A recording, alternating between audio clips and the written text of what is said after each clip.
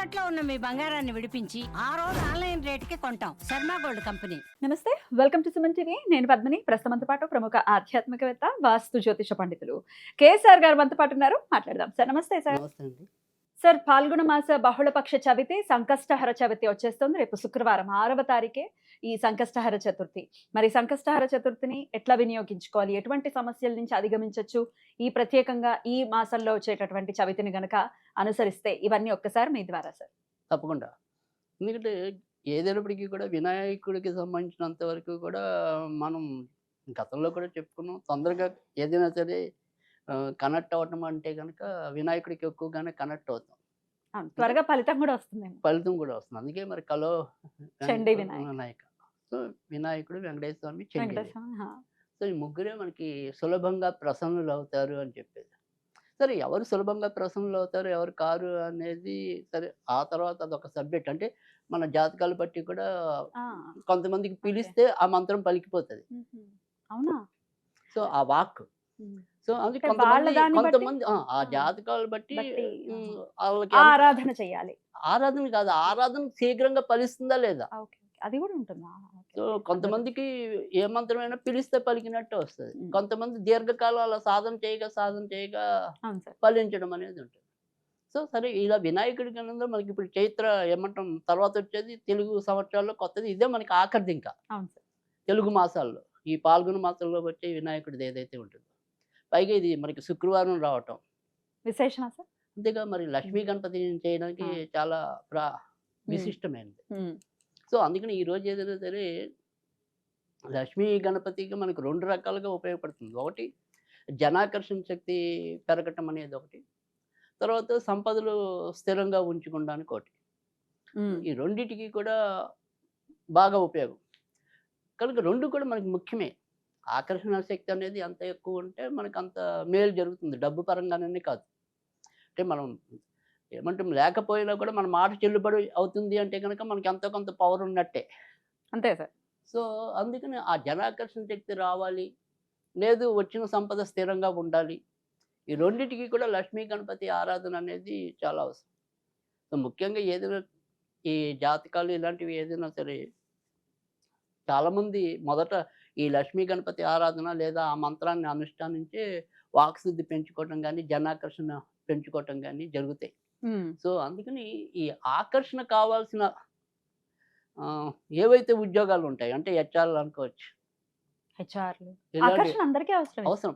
So ముఖ్యంగా అలాంటి వృత్తులు ఏవైతే ఉంటాయో అవి మామూలుగా ఇవన్నీ ఈవెంట్స్ నిర్వహించడం ఇలాంటివి. సో అందుకని లక్ష్మీ గణపతి అనేది ఒకటి. తర్వాత ప్రతి ఒక్కరు కోరుకునే సంపదే కాబట్టి సంపద.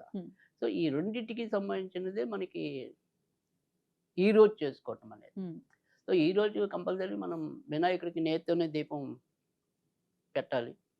సో లక్ష్మీ గణపతి అంటే ఇద్దరివి కూడా చిత్రపటం, అంటే ఇద్దరు కలిసి ఉన్నవి కొద్దిగా తక్కువ ఉంటాయి ఫోటోలు. లేకపోయినప్పటికీ కూడా లక్ష్మీ గణపతి ఇద్దరిని కూడా ఫోటోలు పెట్టుకోవటం.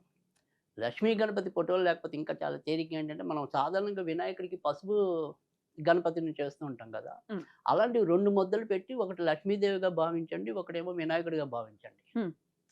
అలా 2 ముద్దలు పెట్టండి. ఒకటే మనం జస్ట్ పసుపు ముద్ద పెట్టి దాన్ని పసుపు వినాయకుడిగా చేస్తుంటాం. ఒకటి గౌరీదేవి. గౌరీదేవి కాకుండా ఇప్పుడు మనం లక్ష్మిగా, అదే గౌరీని లక్ష్మిగా. ఎందుకంటే గౌరీ లక్ష్మిని సృజించింది. సరే, మళ్ళీ అదొక నేను ఎక్కడికైనా వెళ్ళిపోతున్నాను. సో అది మొత్తానికి అయితే కనుక లక్ష్మీదేవికి సంబంధించిన ఇద్దరిని కూడా పెట్టుకోవటం అనేది. పెట్టుకున్నాక లక్ష్మీ గణపతి అష్టోత్తరం ఉంటుంది. అంటే లక్ష్మీ అష్టోత్తరము, గణపతి అష్టోత్తరము విడివిడిగా అనుకుంటారు, కానీ లక్ష్మీ గణపతికి సంబంధించిన అష్టోత్తరం కూడా ఉంది, కలిపి ఉంటుంది. సో అది దొరికితే సరే. అలా ఒకవేళ దొరక్కపోతేనే విడివిడిగా గణపతి అష్టోత్తరం గణపతి, లక్ష్మీ అష్టోత్తరం లక్ష్మి, అలా చేయటమే.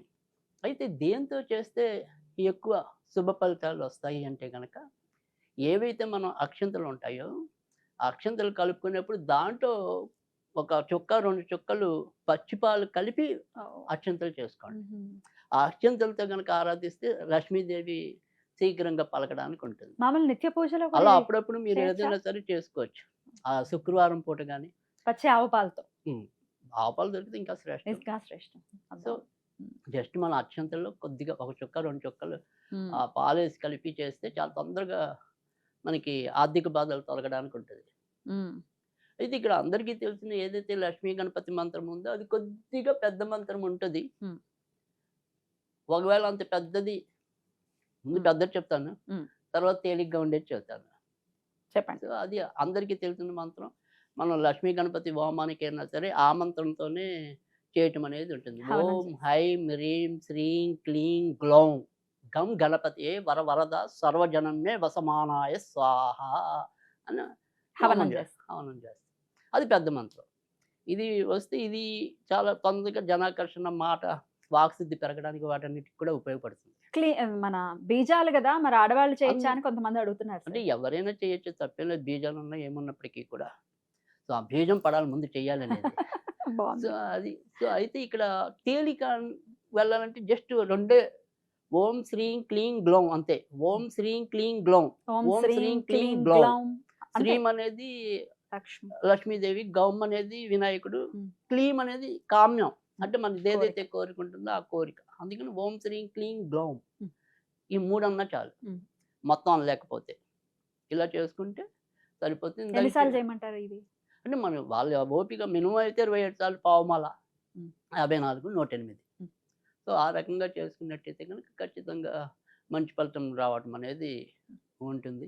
తర్వాత ఇన్‌కేస్ వాళ్ళకి ఏదైనా సరే ఇలా మంత్రం కాదు అనుకుంటే ఖచ్చితంగా ఏదైనా సరే ఒక స్విచ్ వర్డ్ అనుకోండి. స్విచ్ వర్డ్ కూడా చెప్తారుగా. Right. Golden clouds begin now. Golden clouds begin Begin now. now. Wow. So ఖచ్చితంగా ఆ రకమైన బంగారు బంగారు సంపద వాళ్ళకి రావాలని మనం మనస్ఫూర్తిగా కోరుకుంటున్నాం. చాలా బాగా చెప్పారు సార్. అయితే ఉపవాసం చేయాలి అనేది చవితికి పెట్టినటువంటి నియమం కదా, ఖచ్చితంగా అంటే ఇక్కడ ఇవి వ్రతాలు ఇవన్నీ చేసుకునే వాళ్ళు ఉమ్. కోసమైతే గనక మనం ఇవన్నీ ఉపవాసాలు అది. తర్వాత రెండోది ఏంటంటే ఏదైనప్పటికీ కూడా ఉపవాసంతో సంబంధం లేకుండా ఉత్తి మనం ఏదైనా సరే సంకష్టార గణపతి అనేది ఏంటంటే వ్రతం చేసుకునే వాళ్ళకి సాయంకాలం ఉన్న తిథి అనేది ముఖ్యం. సో ఒకవేళ మనకి శుక్రవారం నాడు చేసుకోలేకపోయినా కూడా శనివారం ఉదయం కూడా చేసుకోవచ్చు. ఉదయం చేయొచ్చా సార్? శనివారం ఉదయం చేసుకోవచ్చు. సో మనం చేస్తున్నది ఏంటంటే వ్రతంతో సంబంధం ఉండి కాదు కదా. వ్రతం చేసే వాళ్ళకి కంపల్సరీ సూర్యాస్తమానానికి ఉండాలి. ఉన్నవి మాత్రమే వ్రతాలు ఉంటాయి. సో అందుకని వ్రతం చేసుకునే వాళ్ళ కోసం తప్ప మనకి ఇవాళ శుక్రవారం కాకపోతే మనకి ఎందుకంటే ఇవాళ లక్ష్మీ గణపతితో కూడి మనం చెప్తున్నాం కాబట్టి శుక్రవారానికి ఎక్కువ ప్రాధాన్యత ఇస్తున్నాం. పైగా ఆ రోజు మనకి నక్షత్రం సూర్యోదయానికి హస్త నక్షత్రం వినాయకుడికి ఇష్టమైనది ఉంది. తర్వాత చిత్తా నక్షత్రం, ఈ 2 కూడా మనకి అమ్మవారికి ప్రీతికరమైనవి. సో అందుకని చిత్తా హస్త 2 కలిసి వచ్చాయి. సో చిత్త అనేది ఏమంటాం వినాయకుడు అనుకుంటే అంటే పురుషుడు. అంటే చిత్తా నక్షత్రం అనేది పురుష నక్షత్రం, హస్త నక్షత్రం అనేది స్త్రీ నక్షత్రం, అది లక్ష్మీదేవి. చాలా చక్కటి కాంబినేషన్, మంచి కాంబినేషన్. సో పైగా 6 అనేది తారీఖు, శుక్రుడి కింద కొంతమంది భావిస్తారు. నాలాంటి వాళ్ళు కుజుడు అనుకుంటారు. అదేంటో చిత్తా నక్షత్రం. ఎలాగైనా బాగుంది. చక్కటి కాంబినేషన్ ఉపయోగించుకుంటే అదృష్టం. అద్భుతం సార్, చాలా చక్కగా తెలియజేశారు సార్. ఖచ్చితంగా ఈ లక్ష్మీ గణపతుల అనుగ్రహం ఉంటే అటు జ్ఞానము సంపద వస్తాయి. ఈ 2 కంపల్సరీ కావాలి ప్రతి ఒక్కరికి కూడా. అది మన వాళ్ళకి ఉండాలని మనస్ఫూర్తిగా కోరుకుంటూ thank you so very much sir. నమస్తే.